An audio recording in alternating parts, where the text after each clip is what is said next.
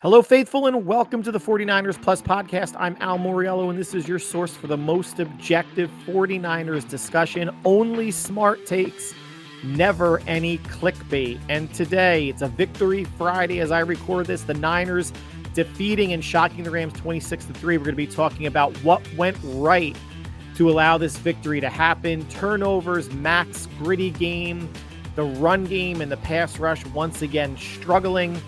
The Rams just kind of abandoned the run in the second half. We're going to talk about why. Questionable decisions by both Kyle and Sean McVay. Injuries because it's a 49er football game. And my takeaways from this really, really big win. Let's jump right into it. Now, guys, let's be honest with ourselves. I think even the most optimistic 49er fan didn't really think San Francisco had a shot in this game. And no, nobody should be, having the George Costanza, the opposite type of effect from Seinfeld where, well, the Niners are so beaten up and the Rams are so good. The Rams should win, but, we'll pull a George Costanza opposite. And that's why San Francisco is going to win. That's not a rationale. The line moved, opened up from Rams favored by 3.5 to when it closed at kickoff, the Rams were favored by 8.5 at a lot of sports books, and rightfully so. Rams only had an injury to a tackle and a tight end. The Niners had injuries basically everywhere else, and including during the game. And I said last podcast, the only way that the Niners have a chance of keeping this close, let alone winning the game, they need to play an absolutely clean game and get some help or luck to win. It needed to look like, in a lot of ways, the Jaguars game last week, but the Niners needed to be on the receiving end of multiple turnovers, of a punt return for a touchdown, and then still minimizing anything negative that they could put forth out there offensively or defensively. Well, the Niners got 2 turnovers. They won the turnover margin 2-0. Those fumbles bounced their way. Those were bounces that did not happen their way last game against Jacksonville, or really, the last, 12 games now, not getting an interception. The Niners still did not record an interception, but at least when the ball was on the ground, they were able to recover it. They got a missed field goal, a blocked extra point. Big, right? That's 4 points. That game might not have gone into overtime. They won the time of possession battle by 13 minutes and 40 seconds. A lot of that damage and difference being done in the first quarter and the first half. And the Niners were 3 for 3 on fourth downs. The Rams 2 for 3, which ultimately with that big fourth down stop in overtime being the difference. Even when you want to think about the opening kickoff, those dirty ball kickoffs coming off of Carty's foot for the Rams, Sky Moore had difficulty handling that first kickoff, but still was able to handle it. Or that could have been any other week or last week. Maybe that's a fumble by Sky Moore that the Rams recover. And even if Rams fans have issues with Isaac Guerendo, fourth quarter kick return that was blown dead because forward progress was stopped. Again, maybe that's a call last week that does not go San Francisco's way. Maybe the refs choke on the whistle and the Rams scooped it up and scored. But yes, his forward progress was stopped. Was it potentially a quicker whistle than maybe what we've seen in past football games? Probably. But Guerendo's progress was certainly stopped. Things had to break right across multiple areas, offense, defense, and special teams, for San Francisco to have a chance of keeping it close. But they did more than that. They never trailed. They got up 14-0. First 2 offensive drives. And then no touchdown after that. Second, third, fourth quarter overtime. God bless Eddie Pinheiro. But let's talk about the turnovers. Blake Corum started it off, just could not handle a pitch from Matthew Stafford. Ends up on the ground. Trevis Gibson there, called up from the practice squad. And listen, that's a situation I hate to play the whole, go back in time, butterfly effect type of thing. But Trevis Gibson was elevated, I'll say per my recommendation. Thank you, Kyle and John, for listening. because Robert Beal was injured. Now, I thought they might release Robert Beal. Instead, they released defensive tackle Jordan Jefferson. We'll see if he's back on the roster, this week or next week, given some additional injuries that the Niners have. But Trevis Gibson's there to make the recovery. If Robert Beal is on the 53 and Trevis Gibson's on the practice squad, they may not get that fumble recovery. Now, you could also say like, oh, it was a different player on the field, butterfly effect. Maybe that fumble doesn't happen. It's different play call. I get it. But Robert Beal's replacement was directly responsible for recovering the first fumble. And then Kyren Williams' fumble with a little over a minute to go in the game at the 1, punched out by Alfred Collins. And Alfred Collins recovers it. He tried to get up and run, which I'm just yelling, stay down, man. Where are you going to go? I mean, maybe if he got another 2 or 3 yards and just fell forward, that would have gotten the Niners, back them out of the shadow of their goalpost. But even that fumble went San Francisco's way.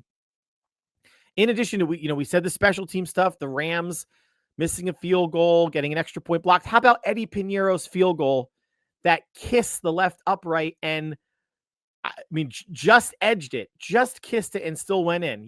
Another game, he hits that probably straight on the upright and it bounces, backwards, does not fall through.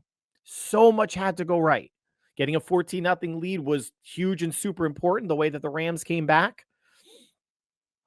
But everything, it's hard to say everything broke right when Matthew Stafford throws for almost 400 yards. But it wasn't as much what Matthew Stafford did. It's what Mac Jones withstood all game. He was 33 of 49, 342, 2 touchdowns, no interceptions, did not put the ball in harm's way, did take 1 sack. So the offensive line, better than last game, but he still took a beating. Hits after throwing the ball, took a hit from, was it Byron Young or somebody on the defensive line who fell with his complete body weight on Mac Jones, which was a 3rd down and goal from the 2. If that's called a roughing the passer, as it should have been, then it's 1st and goal at the 1. And I don't even care if Mac Jones had a bum leg or not. You sneak that ball 4 times until you get into the end zone. Instead, field goal to make it 20-14. And then the Rams respond back the next drive with the touchdown, in where, Cardi misses the extra point to keep it a tie game. But Mac spread it around, 7 different receivers. Kendrick Bourne, welcome back. Redemption game, but a redemption game with an additional drop on a 3rd down earlier in the game. But overall, 10 for 142. You really can't ask for much more. McCaffrey, 8 for 82 and a touchdown. And Jake Tonjes, 7 for 41 and a touchdown. They seem to be finding something. And a couple of those, at least 2, was a hike and a quick throw. He just set his feet, quick throw for like 7-8 yards to Tonjes. 1 was for their first touchdown, another for a 1st down later on in the game. San Francisco, even though the running game struggled, and it did, 33 for 74 and no touchdowns. And I said last podcast, if they can go 33 for 99 and presumably no touchdowns, fine. But the volume was there. Trent Williams said it in the post-game presser. They had to respect the running game. The Niners averaged well below 3 yards a carry, but they had to respect the run. And it was mainly McCaffrey, 22 for 57. McCaffrey with 30 total touches, 31 week 1 against Seattle, coming off of, the questionable designation with the calf. 30 total touches. Robinson, only 5 rushes for 12 yards. Again, it's a matter of, it doesn't matter who the running back is. Now, in the first quarter, the first 2 drives, McCaffrey wasn't ripping off anything long by any means, but you could see that there were creases, right? That he was getting 3, 4, 5 yards. Then the Rams second half completely shut that down. But the Niners kept running. They kept trying to run the ball, which is almost as important as actually getting highly productive runs. Let's talk about really one of the only negatives, the pass rush, again, non-existent. 1 sack on the day, courtesy of Bryce Huff, on a blitz that Saleh sent in the first quarter. Beyond that, when they were rushing 4, did not get near Stafford. Maybe they moved him off his spot 2 or 3 times, which Pro Football Focus will call that a pressure. I'll just call that a moving Stafford off his spot. It did not affect anything. They did knock, passes down, I believe, twice. But Saleh blitzed only a handful of times after that and did not get home. San Francisco has not been a good blitzing team for a while, at least disguising blitzes, getting a free rusher clear at the quarterback. They did with that first one. That's the anomaly. Yes, Saleh has the ability to blitz, but they're not a particularly good or effective blitzing team. And the only chance you really have when it comes to a 4-man pass rush that's not getting home, when you're giving quarterbacks, 3, 4, 5 seconds to throw the ball, which is more than my kids get in flag football to throw, and there is no pass rush, you have to hope for a holding call. You have to hope that Stafford is holding the ball or whatever quarterback for so long, and the rush isn't getting there, but somewhere along the way, somebody is held. And that, I think that if I recall, maybe 2 holding penalties, definitely 1. I remember maybe 2. But the pass rush, game 2 without Bosa, and now Yetur Gross-Matos is injured. Who knows if he's going to be, not the knee, fortunately, I guess, hamstring. Maybe he'll be good enough in 10 days. We'll talk about injuries in a few minutes. The Rams, so the defense, Stafford had a day, right? Stafford had a day close to 400 yards, 3 touchdowns. But the Rams, for whatever reason, and I'll give you my theoretical reason, they abandoned the run. 16 for 78 yards on the game. Kyren Williams went 14 for 65, so that's nearly 5 yards a carry. Blake Corum, 2 for 13, including the 1 fumble. But get this, the Rams only had 5 total runs in the second half or overtime. And that's when it was more competitive of a game from a score standpoint, right? The Niners were up 14 in the first half, 10 in the first half, 10 early in the second half. But the Rams came back, and it was a 1-score game for a while, but still only 2 runs in the third quarter. 3 runs in the fourth, no runs in overtime.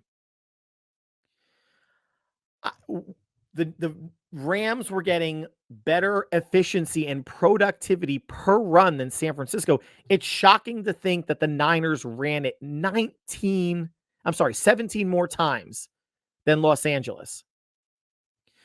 But I think the mindset of Sean McVay is, hey, we have, a top 7 quarterback. They are not getting near him. We have 2 very good receivers, a decent number 3, if you want to call him that, speed receiver in Tutu Atwell. Let's just put the game on Matthew Stafford's shoulders to get us back into the game.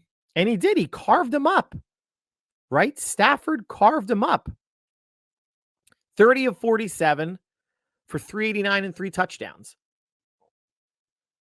The Niners did not make the Rams one-dimensional, and it wasn't even the 49ers lead that made the Rams one-dimensional. Sean McVay decided to make the Rams one-dimensional because he knew that Stafford was in no danger of a pass rush, a sack.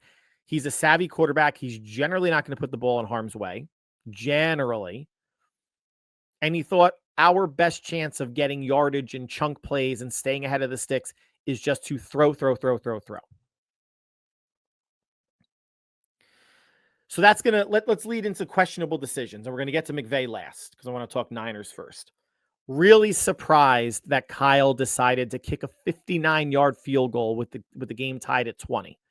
A miss gives the Rams the ball at midfield. And we've heard, Eddie Pinheiro the last couple of years is a 50% kicker from 50 plus.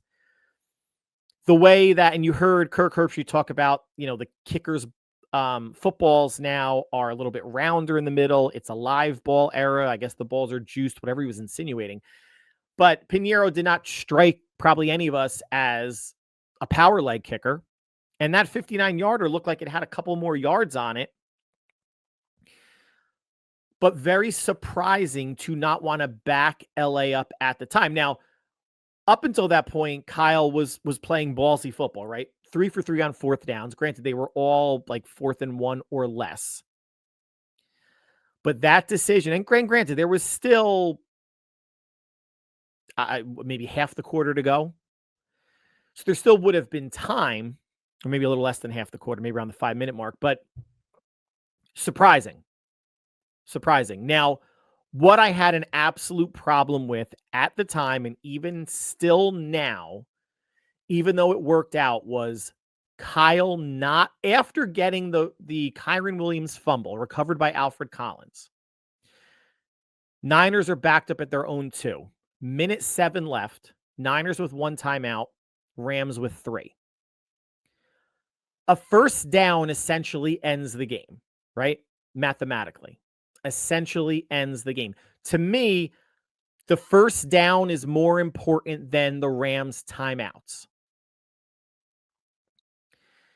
And even if someone says, well, if you get a safety, if there's a safety or a hold in the end zone, oh, that's not good. Well, then you're up 23-22 and you're kicking the ball off with Pinheiro from the 20, and you could still maybe pin them inside their 30, inside their 35, and hope you get a stop. To me, that's not the end of the world. And Kyle was so aggressive all game going for it on third downs to come out. His first play call from the 2 was a QB sneak that gained a yard. Then 2 other handoffs that essentially went nowhere. Rams used 3 timeouts. They get the ball back with less than a minute to go, and they come down the field for the field goal. Now, Kyle's rationale, I understand it in the post-game press conference. He's like, I thought that he said, I didn't want to give the Rams the ball back with any timeouts left. I figured that the worst case scenario was them kicking a field goal and us playing in overtime, which is what happened. I mean, worst case scenario could have been punt return for a touchdown, Stafford connecting on some sort of a deep pass, right, to get him closer for a couple shots into the end zone. The defense held somewhat, and Cardi hit a 47-yard field goal. So the Rams only penetrated down to like the 30 or the 29-yard line.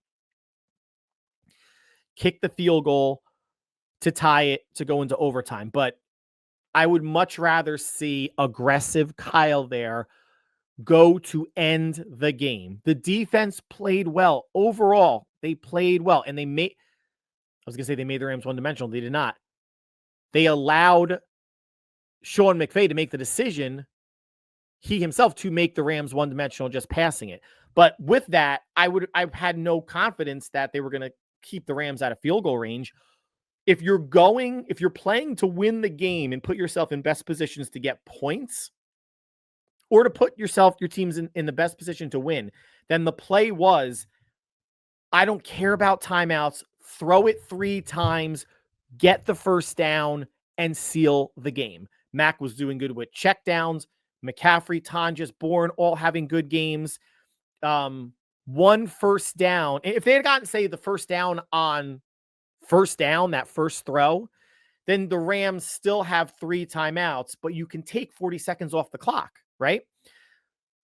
They say they connect on a first down with a minute to go. Rams call timeout. First down, second down, they call timeout. So then you can go run. But, and then you're punting the ball to Los Angeles, and the Rams are going to probably get it back with under 15 seconds left on their side of the field, assuming no big punt return. That's where I think Kyle went down. It's like, well, I thought my assumption was going to be no timeouts and field goals, worst case scenario. With the Niners special teams, you cannot assume that they are going to not blow it. Right? Yeah, okay, great. They got a block of an extra point. That's a whole lot different than their punt return unit and kick return units, which have been spotty to say the least. And the last questionable decision went in our favor as 49er fans.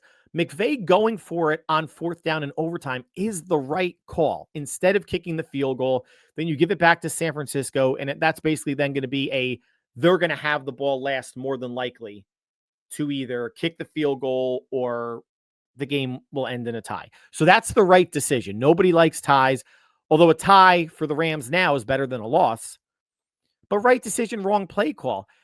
Yes, the Rams were running it at a pretty good clip in the first half, but you only had 5 runs in the second half or overtime.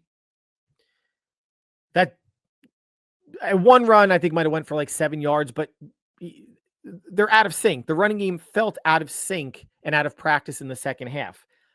If I was McVay, you keep the ball in Matthew Stafford's hands. Kyren Williams is a very good running back. I get it. And his fumble at the 1 yard line should not have impacted a decision whether you're going to run the ball or pass the ball. I'm not saying that. It's just Stafford against the Niners' pasty and lack of a pass rush, to me, is a higher probability of converting than a handoff. And the Niners' defense rose to the occasion, swarming, got the stop, and ended the game. The Niners, again, a third win where the defense ended the game for them.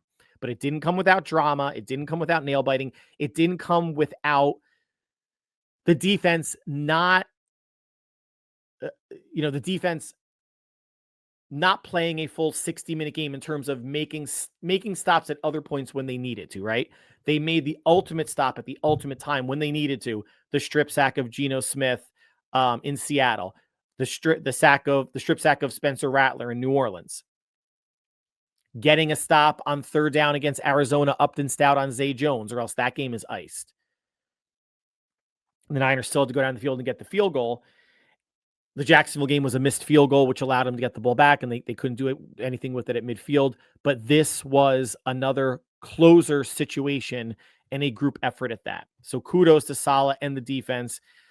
This team has been making it interesting all year long. Now, injuries, let's talk quickly. Defensive tackle Kali Davis, broken hand, undergoing surgery. He's going to miss a couple of weeks. Yetur Gross-Matos with the hamstring injury. We'll see how that's going to be as the Niners have 10 days off. If they're going to need to make a move at defensive end internally, bring Robert Beals healthy, whatever it may be. And Mac Jones, obviously, the cramping, the knee, just completely battered. Now, the D-line lost 2 players within the first 2.5 quarters. So they were playing with, I think, only 6 defensive linemen active, maybe 7. I'd have to check that. Does Jordan Jefferson, defensive tackle, come back, recently released? Instead, do they elevate a practice squad elevation, either Evan Anderson or Sebastian Valdez? And again, will Robert Beal be healthy for the Tampa Bay game to give them a 4th pass rusher? Because the healthy ones that were left were Mykel Williams, Bryce Huff, and Travis Gibson. So you need at least a 4th. Fortunately, the Niners have 10 days, and they can always go outside the organization, street free agent or whatnot, to bring somebody in. Now, takeaways from the game. You got to be proud of this team, right? Going into this game, I had no expectations. Not low expectations, no expectations that this was going to be a Niner victory. I thought they could keep it close within a 1-score game, but I said last podcast that this should be the most stress-free Niner game in recent memory.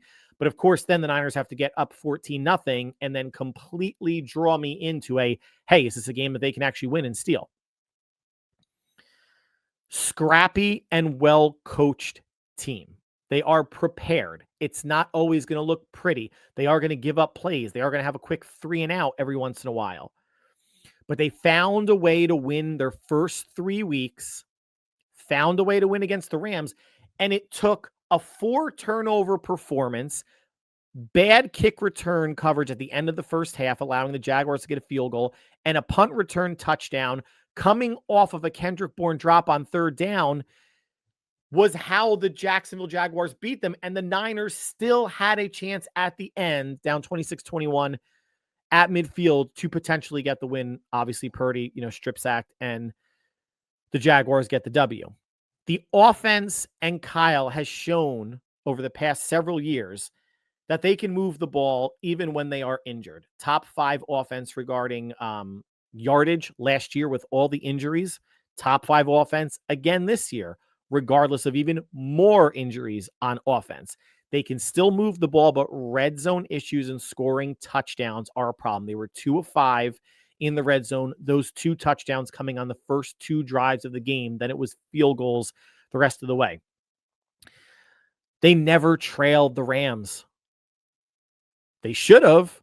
if Cardi's extra point did not get blocked to go up 21-20, and who knows how that changes the complexion of the game or the mindset of the players. But they led or were tied from stem to stern. Really impressive performance. Now, getting to 4-1, 4 NFC wins, 3 in the division. Does this win and any subsequent wins inch the Niners closer to making a trade for a defensive end? Because I think a lot of us were 3-2 after this game, maybe 3-3 after the Bucks game, even though the Niners should be getting some players back. Then you have Atlanta, which is hopefully a win, say 4-3, and then Houston, very, very good defense, allowing the least points in the league. But, are the Niners then 4-4? Then is it a, do you make a trade? Do you not situation? You can't, as the saying goes, you can't be half pregnant. You have to be all in or all out. But with 4-1 and now maybe getting healthier for Tampa Bay, does a 5-1 team look to make a trade for Hendrickson or Carl Granderson or Jalen Phillips or Kayvon Thibodeau, Bengals, Saints, Dolphins, Giants, respectively? Getting to 7-2 or 6-3 at the trade deadline and right there at the top of the NFC West could push Lynch and company to make a move that would shore up by far the weakest unit on the team now, which is the defensive line and the pass rush. So we have to start, as fans, start rooting for the Bengals, the Saints, the Dolphins, and the Giants to keep losing. That one of these teams wants to be a seller. If you are going to make a trade, I don't think you make a trade, trading a 6th or 7th round pick for a middling or slightly below average defensive end. If you're going to make a trade, you're going to swing for something bigger. And obviously Hendrickson is the biggest of the bunch, excuse me. It's just a matter of how much money the Niners would be willing to take on. Granderson is under contract for beyond this year. Kayvon Thibodeau's contract is guaranteed next year, about $15 million. Jalen Phillips on the last year of his contract, but coming off of consecutive seasons, torn ACL and a torn Achilles early last year. So again, he completely fits the Niners profile. Niners, man, so lucky to have Mac Jones and a healthy McCaffrey and Robert Saleh, right? So lucky to have a backup quarterback that is a starting caliber quarterback in this league. So lucky that McCaffrey, for now, looks like the injuries, the Achilles stuff, the calf stuff is behind him, right? So lucky to have Robert Saleh back. It's not just the play calling. And again, he's going to need to even earn his paycheck even more in the coming weeks to try to figure out how to disrupt quarterbacks, because it's just not happening. And as much as I would love to see them turn into a Minnesota, Cleveland heavy blitz team, that's just not Kyle's MO. It doesn't seem to be Saleh's MO, but there needs to, the arrow needs to inch more towards manufacturing pressure than hoping for pressure from the front four. And guys, getting back to Mac Jones, there's no QB controversy. Just lucky to have a starting caliber quarterback be the backup. The only question that we're going to have now is who's going to be the healthier quarterback 10 days from now when they travel to Tampa Bay. Adrian Martinez was promoted from the practice squad to the 53-man roster, and he may stay there now for the rest of the season, given Mac Jones and Brock Purdy probably may not be 100% healthy any point this year. But there is no quarterback controversy. Social media is just for generating controversy and saying, I'm not going to say stupid things. I can understand how someone would go to, well, Mac Jones is 3-0, Brock is 1-1. Mac may be healthier. He's got the better arm. I get all those things. And people go, well, Mac Jones won this game with less than Brock Purdy ever had at any point in his career. That's everything. That's coaching. That's Kyle. That's Robert Saleh. That's the players on the defense. That's getting lucky with 2 turnovers, getting the fumbles. That's getting lucky with a missed field goal, lucky with a blocked extra point. There were things that went San Francisco's way that hasn't gone their team's way in the past with Brock at quarterback or someone else. It was Brandon Allen, Josh Dobbs, whoever it may be. And last year was obviously Nick Sorensen and not Robert Saleh. They played a clean game. And who knows if Brock Purdy would have played this game, if he would have played a clean game. Who knows? Maybe he throws 3 touchdowns. Who knows? We could play the what-if game all we want. All I know for certain is the Niners have a starting quarterback as a backup quarterback, which is a really nice thing to have considering how banged up actually both quarterbacks are. But hopefully they can both get healthy against Tampa and at least both be active, if nothing else. Now, my preseason prediction, let's just end on this. The Niners at 11-6 and win the West. Still tracking that way. Remember, I had them at 3-2 at this point. Lost to the Seahawks, lost to the Rams, beating Jacksonville. They're 4-1. I have them losing to Tampa Bay. So I had them at 3-3 through their first 6. The worst they could be is 4-2 going through their first 6. They still have, the Rams again are going to be a tough game. Seattle last week of the season, tough game, both at home. Going to Arizona, going to Houston, going to Indianapolis, tougher game than maybe that we thought, but still have the Giants, the Panthers, the Titans, among other winnable games on the schedule that I think 11-6 and vying for the NFC West is still right there for them. I know we're only 5 games into the season, but still right there, assuming there isn't a second avalanche of injuries that just completely cripples the team. And they're calling you or I up to see if we can suit up because it's that dire of a situation. But they should be in every game that's remaining on their schedule. Right? The Bears, not a bad team, but in San Francisco, an offense that Saleh and the offense has gotten better for Chicago in recent weeks, but an offense that Saleh should be able to control. We'll see how healthy, again, this team is by then. But they should be in every game remaining on the schedule. And these all may be one-score games. Maybe a Carolina game, a Tennessee game, maybe they win that by 10 or 14, whatever. But boy, if nothing else, it's shown that this Niner team, yes, they're banged up, playing against some not good teams to start the year. The Cardinals, the Saints, Jacksonville, probably better than we think, but an okay-ish team. A banged up Niner team last night against the Rams, when they play clean, they're undermanned, and that led to a win. Well, the question I'm going to leave us with is, what happens when they play a clean game and they get healthier or healthy outside of Nick Bosa? What's going to happen then? We don't know. We can make suppositions about it, but I'll tell you what, it's going to be an exciting time. And if it's as early as next week that Brock is back and Kittle's back and Jennings and Pearsall, or maybe 3 of the 4, or even 2 of the 4. Exciting times are ahead for this team that plays with a lot of grit, a lot of heart. They're fighting till the final whistle. It'll be exciting when they are more at full strength and they can play clean games and still have this fight to keep them in every single game and maybe even be more explosive as that offense gets healthier as the weeks go on.